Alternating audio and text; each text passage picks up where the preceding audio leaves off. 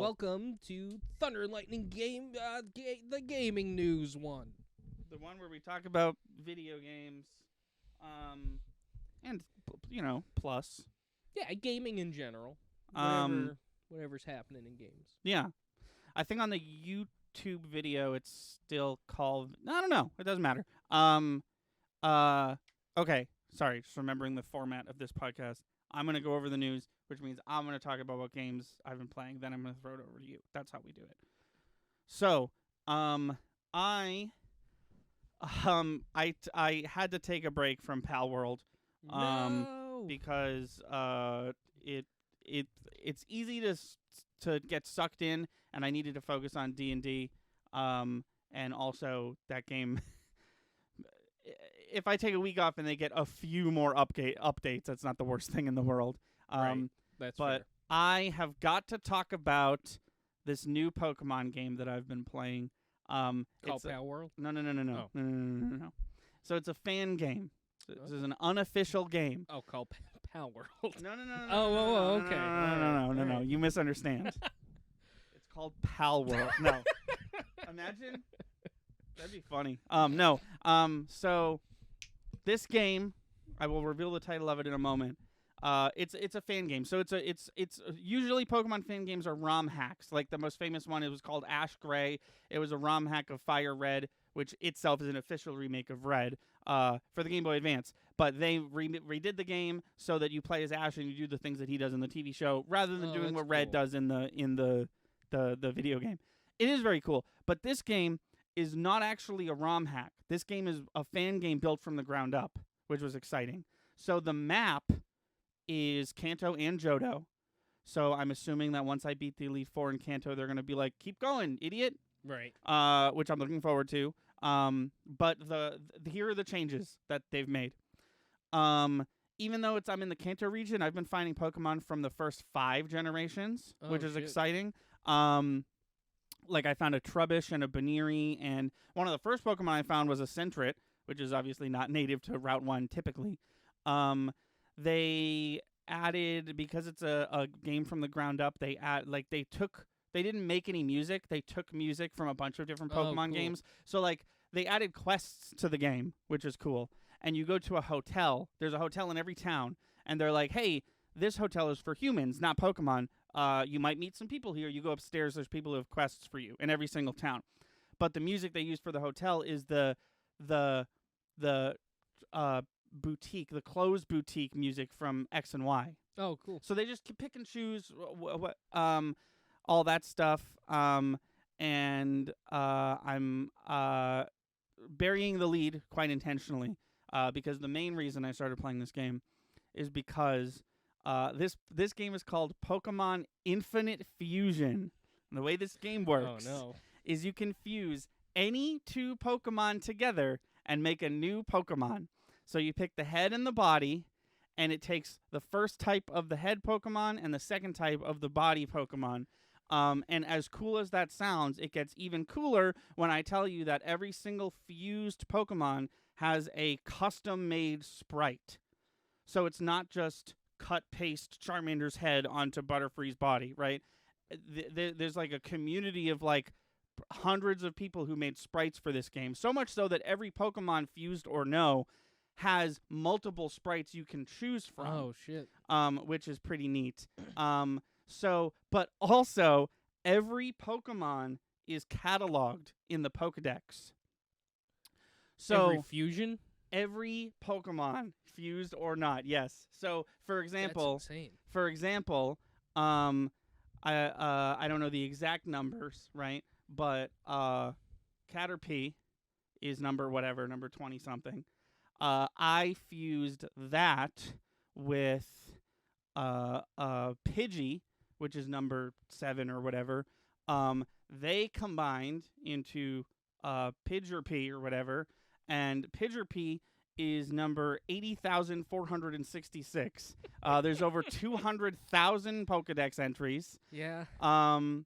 And what I also found out, so you know about Youngster Joey? You know the Youngster Joey meme? He's in every game, and he's like, my Rattata's in the top 5. Yeah. So I met Youngster Joey, And he straight up says, word for word, he says, my Rattata is in the top 5% of all Rattatas or whatever. They added or whatever. So he calls out his Rattata, and it is a Rattata Rat King. Do you know what a Rat King is? No. There's a real thing in real life when a bunch of rats, their tails get stuck together, and then they move as a unit. It's very cool. So his Rattata was a Rattata Rat King. So I was like, oh, that's pretty cool. It's just like a custom sprite for youngster Joey. That's neat. I went into the Pokedex. His Rattata was number like 100,000, and I was like, wait, you can combine Rattata with Rattata and get a new sprite? So that's what I've been doing. You want a Butterfree with 4 wings? Because that's what I got. Christ. There's got to be way more than 200,000.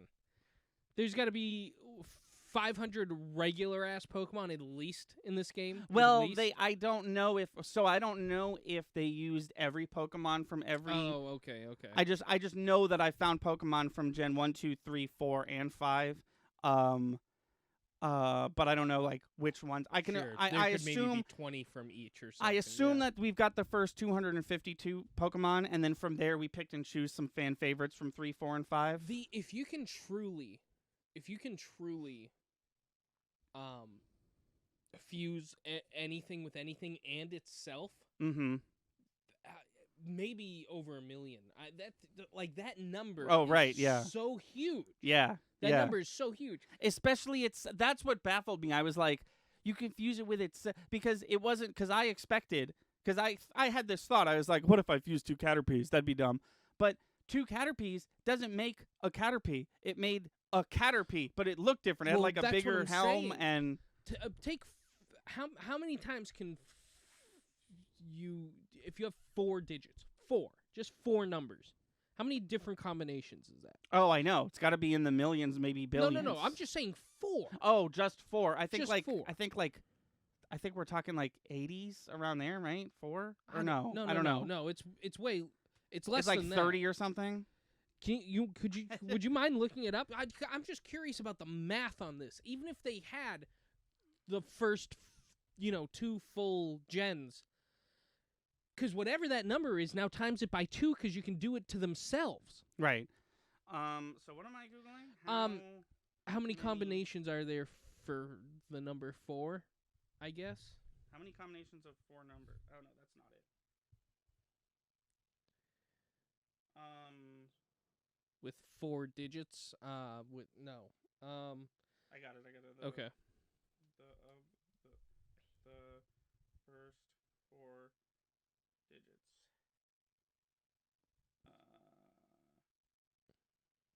For each choice of the first 2 digits, no.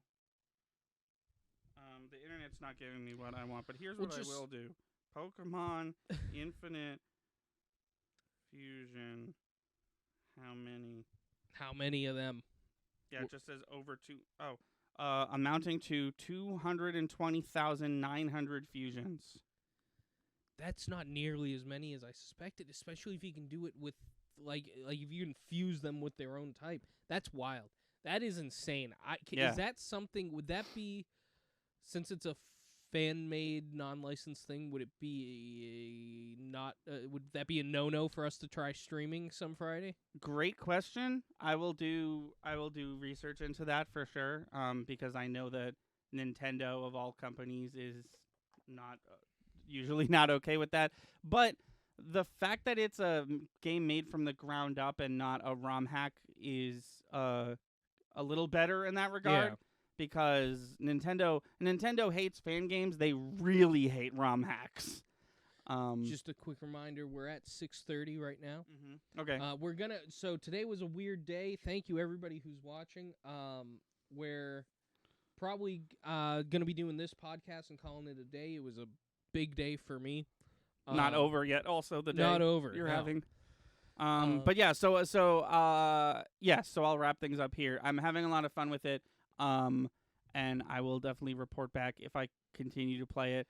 My favorite one so far is I combined Baniri with Clefairy, and it's basically just regular Baniri except replace all the white with like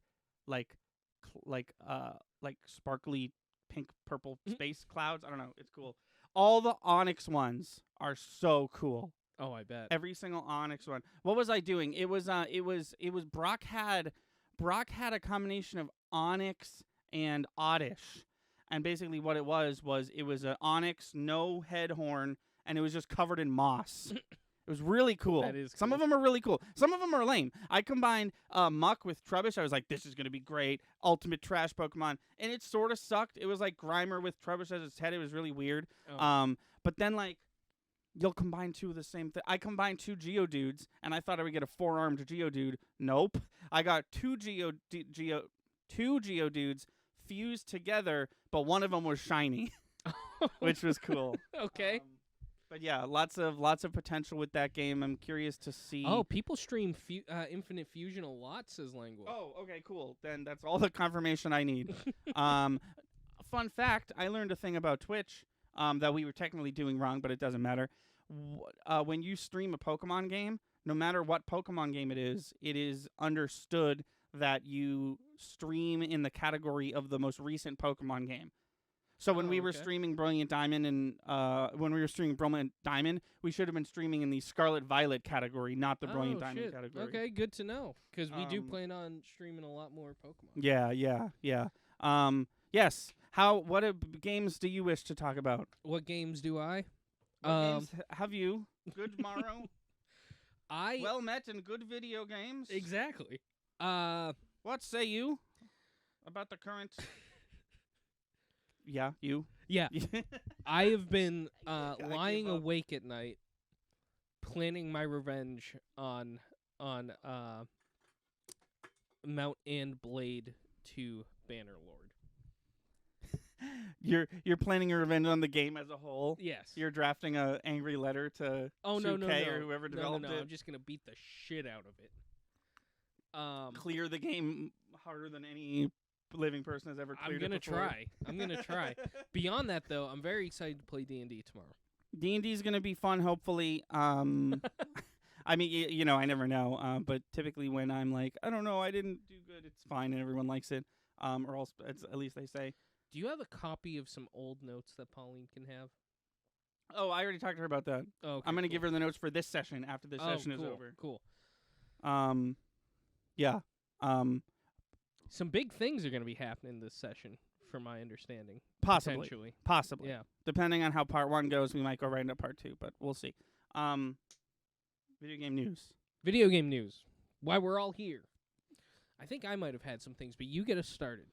So, yeah, I basically have, other than the Pal World stuff, which has been fun, just a brief summary of the Pal World stuff.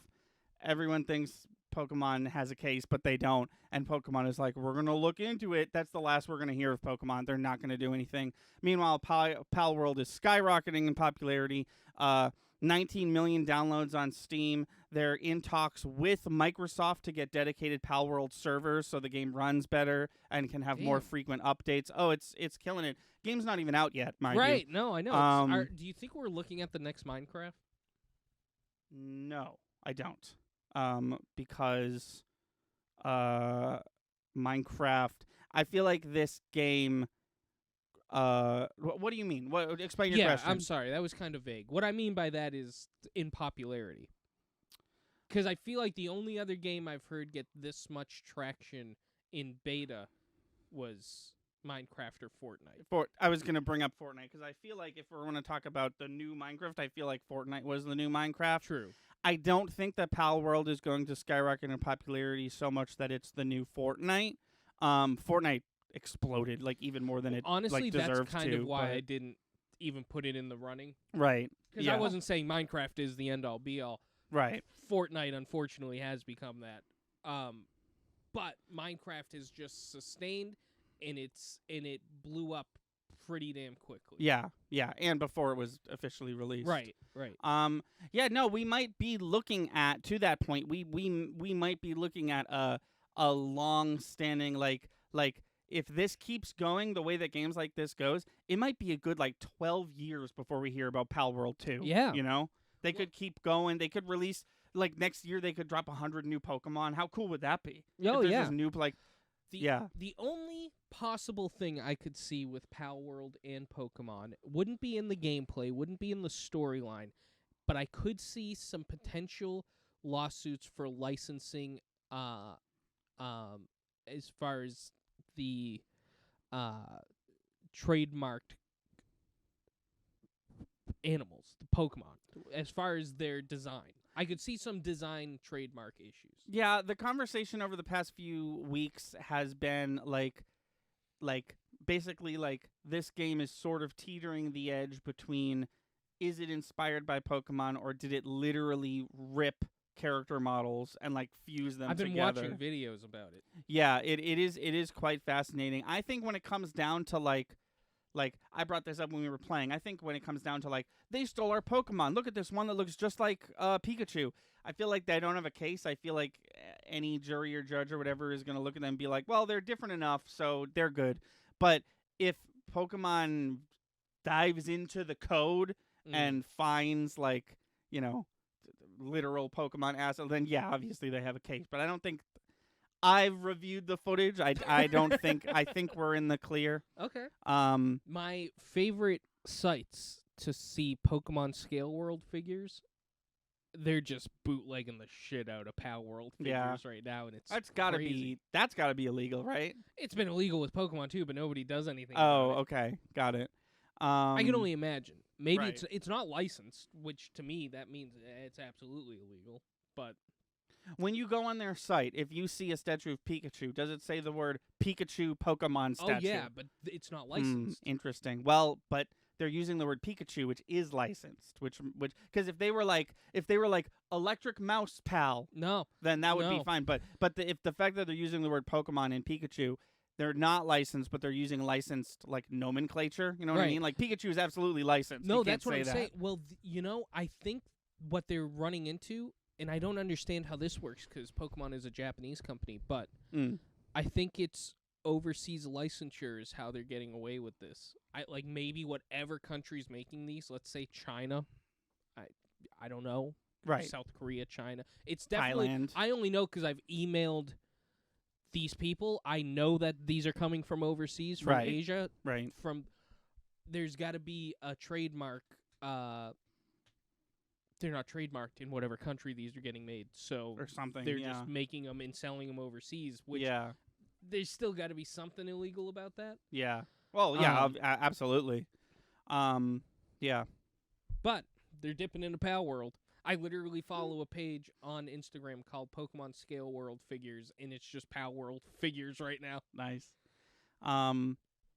And that's the other side of the conversation. People are calling Pal World the Pokemon killer. It's not. Cool it. Pokemon's gonna. No, you gotta play Pal World. It's nothing like Pokemon.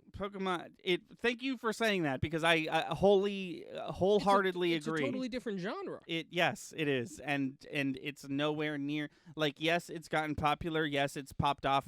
I'm gonna give. I want to give the game credit because it is good, but I'm gonna say a good 25% of its popularity is because of memes. And because it's a meme game. Now, it is a meme game, but I feel like it does have the staying power to like keep people who show up because of that. But do I think it's going to get more popular than Pokemon? Absolutely not. Pal World, if you actually play it, that's not scratching my Pokemon itch. Right. Almost at all. Right. It's got some neat features for a strategy game influenced by, not a strategy game, survival game. It's got neat features for a survival game that clearly takes influence from Pokemon. I don't want Bulbasaur with a machine gun though. Like I don't want Pokemon to shake to the point where they're like, well, now we got to make Pal World. I don't want it on the other end. No, me either. Pal World's neat, it's cute, it's fun. It doesn't scratch my Pokemon itch, and I hope Pokemon doesn't get so worried that they're like, well, now we gotta come back. Yeah.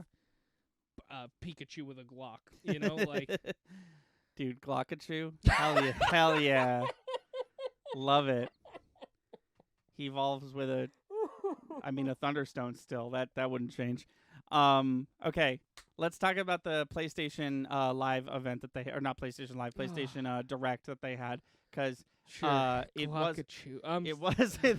wasn't that exciting, and I wanted to open the floor to a bigger topic in the video game industry. So, did you come up with that just now? Yeah, awesome. Trademark. Here's the thing: if you see it on the internet, sure, multiple people, but I did literally just thought come up with that. Just I love it. That's We got to put that on TikTok. Pistol Chew, Glockachew, AK-47 Chew. Okay, a little. If I could just critique a little bit, Sure. I don't think AK-47 Chew rolls quite off the tongue like the other two, but I like Fair. the go get 'em attitude you have with this new Pikachu I think line. Pistol Chew is Pikachu and Glockachew is Raichu. Then what is Pichu? AK-47 Chew. Okay, I don't know. we're changing the subject. Oh no, you're right. Pistol Chew would probably be Pichu, huh? And then Glockachew. It doesn't matter. Okay. Go ahead. Okay.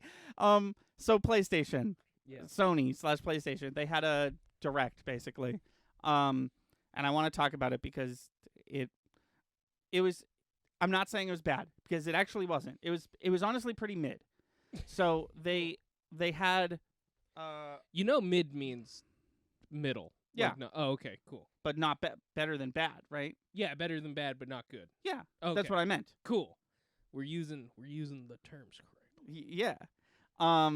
So.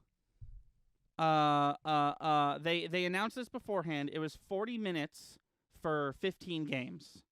Okay. So it's pretty quick. Is it? Because here's what I want to talk about. So the presentation was fine. Stellar Blade is looking really good. It was looking kind of generic last time they showed it off.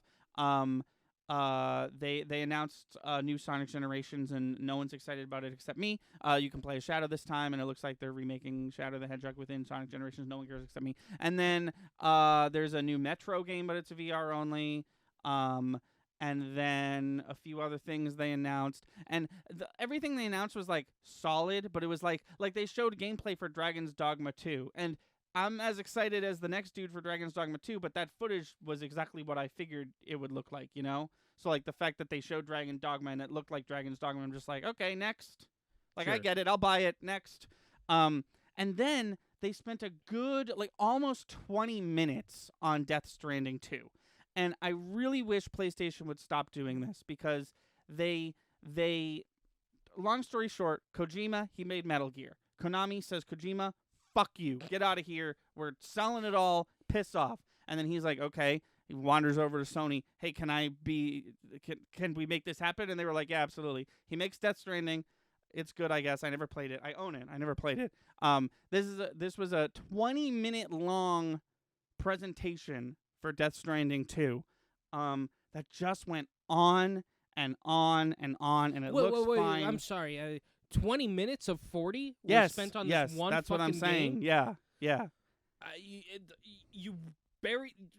You were telling a story fine, but it took me a second to no worries. Register that. So I'm just sitting here watching this Death Stranding 2 trailer, pretty bored almost immediately because I didn't play Death Stranding 1. I'm sure there's people who are losing their mind for 20 straight minutes. But the footage stops. They cut to a dude in a room. Not the first time this dude has showed up this broadcast. He's got Hideo Kojima with him, and he's basically like, guess what, everybody? Hideo Kojima, the person who's standing right next to me, he's going back to the world of espionage. He's making a new espionage game. Not Death Stranding 2, some other game that we're not going to tell you the title of because we just finished talking about it right before cameras hit roll.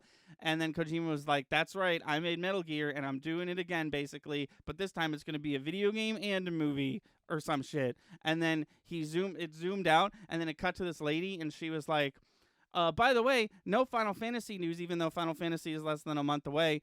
You're going to get, a week from now, you're going to get a whole Final Fantasy presentation. Okay, bye. And then it just ends. And I, get blasted out of a 20-minute long Death Stranding coma that I was in. I'm just like, what? That was so long. What happened? So here's what I want to say. Before we start, before I open discussion. So I'm not saying as much as a Final Fantasy fan that I am, I'm not saying that I only showed up to watch this to see Final Fantasy stuff, because that would be a lie. I want to see everything that PlayStation has to offer. And as a Final Fantasy fan, the fact that they didn't talk about it at this press presentation, I'm not upset, because they just told me I'm going to get my own fucking thing next week, right? Right. My issue is with the non-Nintendo part of the industry as a whole when it comes to online presentations, because Nintendo many years ago once again revolutionized something within the gaming industry. They said, we're not going to do E3. We're not going to be there live on stage. We're going to do our own thing. It's going to be a pre-recorded video. It's and pretty this is clean, how we're going to. too. It is pretty clean. And then they say, this is how we're going to do it from now on. And that was a good 9 years ago, 10 full years ago that they did that. Excuse me. So now Nintendo, every time they drop something, Nintendo hasn't had a Nintendo Direct that's gone over 35 minutes in a good, 5 or 6 years. And they haven't had a Nintendo Direct that showed less than, I'm going to highball it and say, 40 games for that exact amount. They always manage to stuff a bunch of stuff in there. And then there's always one right at the end where they're like, get ready for this. And then we're all hype, right? Yeah. And maybe not all of us. Maybe it's Xenoblade Chronicles 3. But it's something at the end where it's like, boom, you know, right? somebody's excited about. Oh yeah, no, you can tell. Even if you're even if you hate Kirby, you can tell this is very cool. It's a new Kirby game and it looks neat. Yeah. And I just feel like, the industry saw that and they said, we can do that. And then everyone did it worse. And this is coming from someone who loved E3. I loved E3 season, right? But I'm not saying that E3 shouldn't be dead. I understand why E3 is dead, and we're doing this instead official, of it. Right? Oh yeah, it's official. The company's done or whatever. I understand why it's dead, and I recognize that this is better, but I think developers in general have to get better at these presentations because this is coming off the heels of that Xbox developer direct that happened a few weeks ago, where it was 40 minutes for 5 games. So it was an extended look at 5 different games, and one of them was the Indiana Jones game. But all I'm saying is, if you don't have, you can wait, It's February, it's January 31st when this thing dropped, right? You could have waited a month. You could have just done the Final Fantasy thing next week, and then, a month from now, give us 40 minutes on 25 games, and don't give Kojima 20 whole minutes, It's just, I look at what Nintendo's doing, and I'm like, that's great. Now, if only everyone could do it. And then they do, and I'm like, every time Capcom releases a new, Capcom Direct, I lose respect for them as a company as a whole, because they do not know how to do directs. They never bring anything that's worth it. And they just spend they do a terrible job spending their time. And I just wanted to say that nothing I saw at the PlayStation event was bad. All the games looked pretty good, including Death Stranding 2. But you only got 1 minute and 30 seconds of every one except that game. No, yeah, exactly. I feel like there is an industry standard for giving directs, and it was made by Nintendo a while ago. And I just need people to follow that, because there used to be one time of the year, E3, where we're all going to talk about our things. And then Nintendo also broke that because they were like, well, we're going to have a few directs throughout the year from now on. And then everyone was like, oh, wait, if we just do that, we don't have to do E3. So let's spread out all our announcements. It's just, it's a very consumer-based complaint. But E3, we're not at a trade show anymore. This is literally just for the consumer to get interested in the video game. Right. You know what I mean? So I just feel like it could be better. It doesn't need to be better, obviously, but I just feel like it could be better if people followed Nintendo's example. Well, I don't know, because you're sitting here saying that, and you're right. Nintendo definitely has a way about their directs that it's very easy to digest. It's got a good flow to it, and maybe it's hubris. Maybe it's oh well, the way we do it is better than Nintendo because because that's Nintendo and we're everybody else. Right. But we're also a year, 2 years out from E3 officially being dead. I think it's going to take a while for people to get over themselves. Even if they already know that this company does it better, there's definitely some level of pride in Yeah. in that, because and I'm saying that because that's the only explanation I can come to. Because you're right, everybody else seems to have an uneven, long-winded, pre-recorded thing. Yeah. And Yeah. Long-winded is a great term for it. And Nintendo doesn't. They just give you what you want to see, and they move on. And if they're going to do something long-winded, they'll like tell us about it beforehand. They'll be like, 40-minute direct featuring this many games. 15 minutes of it's going to be the new Splatoon, though. So get ready for that. So I think it's just going to take a while for people to catch up. I hope it doesn't take too much longer because it's already been quite a while. Don't watch the next one. Right, yeah. If you know that they're not going to talk about a game you want, don't watch it. Well, and here's the other thing, and I have a bone to pick with a very specific person. Haven't had a bone to pick with this person for a good 10 years, but I've got Jeff Keighley did me wrong for once. Your uncle? Because my uncle Jeff Keighley, Phil Spencer. Phil Spencer's my uncle. No, my creepy next door neighbor Jeff Keighley. I thought you liked him. He's great. I love him. Oh. But I'm mad. I have beef with him right now. Okay. No, Jeff Keighley's changing the industry for the better. He's an amazing person. But I have beef with him. So forget I said all that.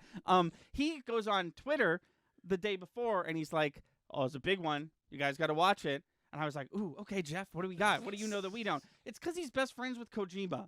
And he's also excited for Death Stranding too. Okay. And it's like, motherfucker, if I knew that, I should have known that his tweet was Kojima coded.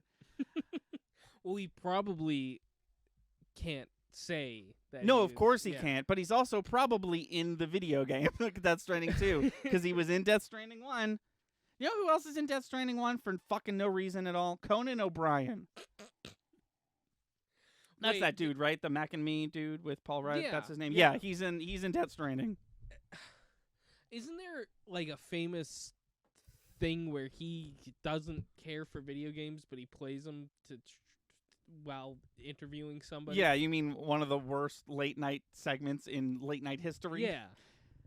But he's in a video game. No, he is. Yeah, he is in a video game. It's called Death Stranding, and he's in that one. Why Conan O'Brien? Why Hideo Kojima is more like it. Why Hideo Kojima did you put Conan O'Brien? Somebody has a weird move. Really good agent. How much do you think he got paid? Because not anything, but barely any. Then why even show up, Conan? You got nothing else to do? My go-to answer would be because you're a fan of video games, but I know that fucker isn't. He made a whole segment about how video games are bad, and he forces Elijah Wood to shit on Breath of the Wild live on camera. It's like, what are you doing? Why do you get to be in a video game? You know, sometimes it like Jacksepticeye and Pokemon and Free Guy makes sense, and Ninja in Free Guy makes sense. Conan O'Brien and Death Stranding does not make sense. But yeah, so I just it was fresh on my mind because it was just I'd give it, like Jeff's always asking on Twitter what we thought. I would give it a solid C, and it would have absolutely been a B if I didn't have to sit through fucking Death Stranding cutscenes for 20 minutes. Well, tweet him. No, I did. He always does an X poll. Oh, you did. You yeah. Good. No, I'm a legitimate fan of Jeff Keighley. So I always do his polls because Phil Spencer, Reggie Fils-Aimé, Hideo Kojima, all these people will tell you like E3 is not a competition, and then Jeff Keighley, who's not legally associated with any of them, is always on Twitter like, all right, who did better, guys? And I'm like, yes, keep that energy alive. So every time there's a conference, or a direct or whatever, he's always like, grade it A, B, C, D, or F, and this time it was absolutely a C, and it would have been a B if I didn't have to sit through 20 goddamn. Because that's the other thing, like as kind of silly, stupid, whatever word you want to use, as it was that Microsoft had a press conference, 40-minute direct for only 5 games. At least I knew what I was getting into, right? I knew we were getting Indiana Jones game. I knew there was going to be a surprise 5th game because they only announced 4. I knew we were going to get a look at Avowed. I knew what I was getting into, right? There was not many surprises. But this game was like 40 minutes, 15 games, and I'm just sitting there like, you could, if you really wanted, do like 55 games in 40 minutes. I think that Nintendo they figured it out. They are proud of their third party. They are proud of their indie games. Not saying that Microsoft and PlayStation aren't, but I just feel like Microsoft and PlayStation take time to be like, now it's time to showcase indie games. And while Nintendo also does that, they'll also just be like, here's the indie segment of our direct proper, you know? Which is crazy to me because Nintendo is one company, and like PlayStation has a direct. PlayStation's a bunch of different companies making I don't know. It's just I just want more, and I guess it's like this is the like I miss E3 in me coming out, where I'm just like, I saw it direct and it wasn't what it was stacked up to be, you know. By the way, we're probably like 5-10 minutes. Yeah. No, that's all, and that's why I talked about this for so long, because that's all the news I had. Gotcha. But I did want to talk about that because I think it's an interesting talking point. I'm looking forward to seeing what happens this summer, because this is going to be the first official summer where there's no E3, and until further notice, there's never going to be another E3. So all we have during summer is Jeff Keighley's Summer Game Fest, right? And I think that we're about to see, I think Summer Game Fest 2024 is going to be the Summer Game Fest event that Jeff Keighley has always wanted it to be. Like, I expect a beginning of summer and an end of summer, like, Summer Game Fest programming events. I expect stuff interspersed in between, which is kind of what he did with the first year, but since then it's kind of been just sort of one event and then we're done. But I think we're looking forward to a whole summer of Summer Games Fest like we did that first year. That'd be cool. Any thoughts on the new free Silent Hill game? Oh, I haven't played it yet. I heard it was pretty bad, but I am going to play it because it's free. I think that Silent Hill is in a rough spot right now, unfortunately. It has been for the last 20 years, but it's in a rough spot right now because the Silent Hill, I don't know if you heard this, I might have talked about it on the podcast, but Konami had basically a Silent Hill Direct where everyone was like, what the fuck are you going to talk about? And they announced so much stuff. They announced this interactive movie thing. They announced a remake of 2, which is the best one. They announced a new Silent Hill game. They announced, but they didn't announce this. So at the PlayStation thing, they announced a free-to-play Silent Hill thing, short little thing, that is available to download right now. And then they also showed a trailer for 2 remake. People aren't loving that, I guess. But also that watch-along movie thing, I think it was called Silent Hill Ascension, fucking flopped so hard, and no one gave a shit about it. I tried to give a shit about it. It was just way too, like, it sucked, and the people who ran it were not great. So Silent Hill is in a rough spot. 2 remake has to really wow people, and I think it can, but not based off the footage that we saw at the PlayStation Direct. But that is going to do it for us today. Like we said, sort of a short little guy. Thank you for watching. Please be sure to like and subscribe. Our channel has daily uploads from podcast video essays, Let's Plays to skits. Be sure to watch on Twitch. We stream all our video game and podcast content live at 5 EST every Wednesday, Friday, and Sunday. Our intro is by Brad Kendrick and music by Froggy and the Friendship. Link to all that in the description below. Thanks again, and we'll see you next time.